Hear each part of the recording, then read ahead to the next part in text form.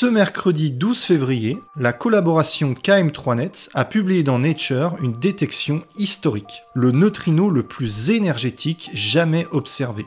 30 fois plus d'énergie que le précédent record. D'où vient cette particule? Quel événement cosmique lui a donné autant d'énergie? Comment a-t-on réussi à la détecter? On va essayer de répondre à ces questions. Un neutrino, c'est une particule élémentaire extrêmement légère et qui interagit très peu avec les autres particules. Ça la rend très difficile à détecter. En ce moment, vous êtes traversé par des milliards de neutrinos. Ils traversent même la Terre sans être affectés. Et donc, pour arriver à en capter un, il faut déployer des merveilles de technologie et surtout construire des détecteurs absolument énormes. Par exemple, le Super Kamiokande au Japon est constitué de 50 000 tonnes d'eau ultra purifiée, enfermée à 1000 mètres de profondeur dans une mine de zinc. On l'a dit, la grande majorité des neutrinos qui arrivent sur Terre traversent notre planète sans interagir. C'est vraiment des particules fantômes.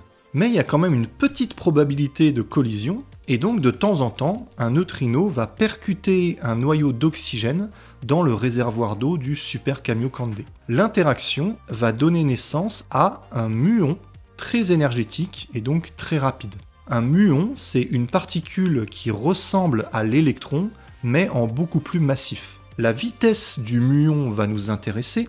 Cette vitesse, elle est bien sûr inférieure à la vitesse de la lumière dans le vide, qui vaut 300 000 km par seconde, mais comme le détecteur est rempli d'eau, la lumière se déplace plus lentement à l'intérieur. Dans l'eau, la vitesse de la lumière, c'est pas 300 000 km par seconde, c'est 225 000 km par seconde. Et donc le muon qui a été créé par l'impact du neutrino, ce muon, il va par exemple à 290 000 km par seconde.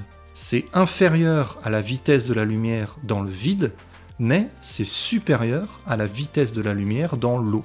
Et ça va créer une onde de choc. On connaît déjà ce phénomène dans l'air avec les ondes sonores. Quand un avion dépasse le mur du son, il va plus vite que la vitesse du son, qui est de 1200 km/h, et ça crée une onde de choc sonore. De la même manière, quand un muon va plus vite que la vitesse de la lumière dans l'eau, ça crée une onde de choc lumineuse, on appelle ça l'effet Cherenkov. Et pour détecter cette onde de choc lumineuse, on dispose tout autour du Super Kamiokande des milliers de photomultiplicateurs. Là, on pourrait se demander, mais pourquoi est-ce qu'on enterre tout ce dispositif à 1000 mètres de profondeur? La réponse, c'est parce que ce qui nous intéresse, ce ne sont pas les muons, ce sont les neutrinos. Et le problème à la surface, c'est que des milliards de muons pleuvent en permanence à cause des rayons cosmiques. Alors qu'à 1000 mètres de profondeur, la seule particule qui peut arriver jusque-là, c'est un neutrino. Et donc, si dans le Super Kamiokande, on détecte un muon, c'est qu'il a forcément été produit par un neutrino. On arrive à détecter de manière indirecte les neutrinos. La collaboration KM3net a décidé de pousser la technologie encore plus loin. Cette fois-ci, les détecteurs sont carrément installés sous l'océan. Le détecteur Orca, au large de Toulon, est installé à 2400 mètres de profondeur et détecte des neutrinos dans la gamme des gigaélectronvolts. Un électronvolt, c'est l'énergie typique d'un électron dans un atome. Un gigaélectronvolt, c'est 1 milliard d'électronvolts. Pour une particule, c'est déjà une énergie très élevée.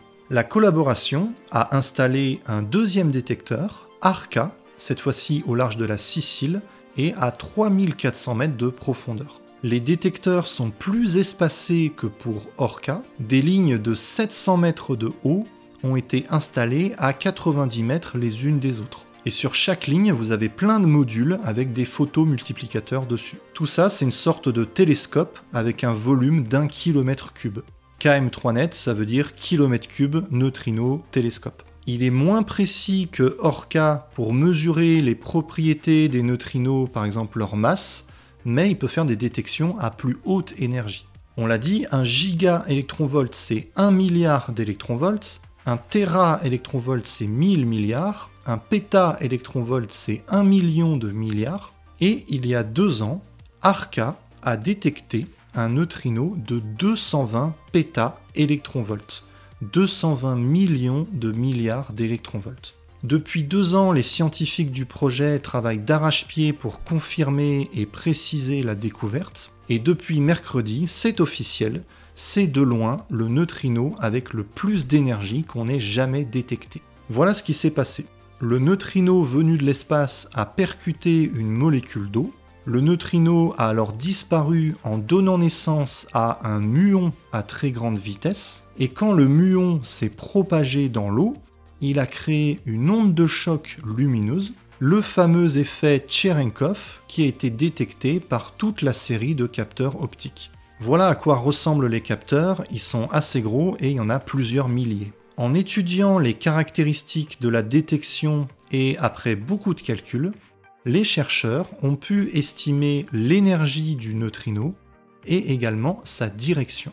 On connaît différents objets et différents phénomènes qui peuvent émettre des neutrinos, le Soleil, les supernovas, les étoiles qui explosent en fin de vie, les fusions d'étoiles à neutrons,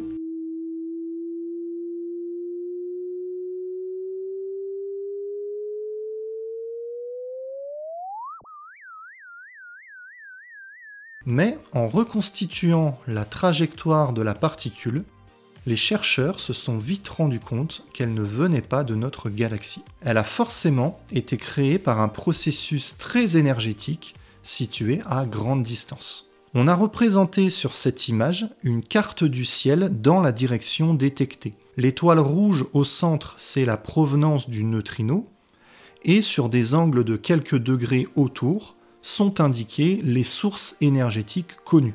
Par exemple, les cercles violets, ce sont des sources de rayons gamma, des sursauts gamma par exemple.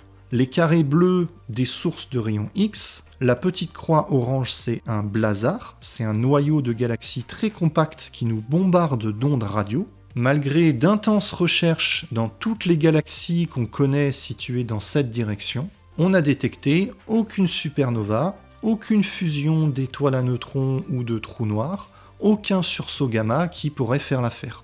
Une autre hypothèse a donc vu le jour.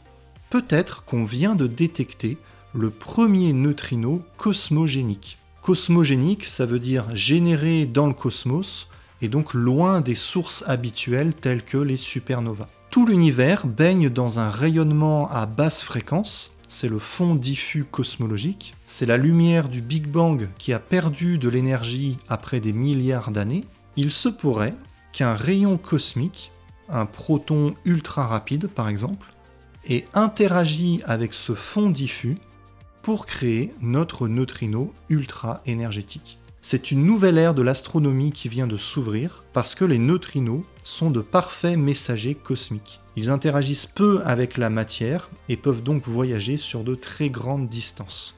Et comme ils n'ont pas de charge électrique, ils ne sont pas déviés par les champs magnétiques du cosmos, et donc leur direction de détection pointe exactement vers l'objet qui les a produits.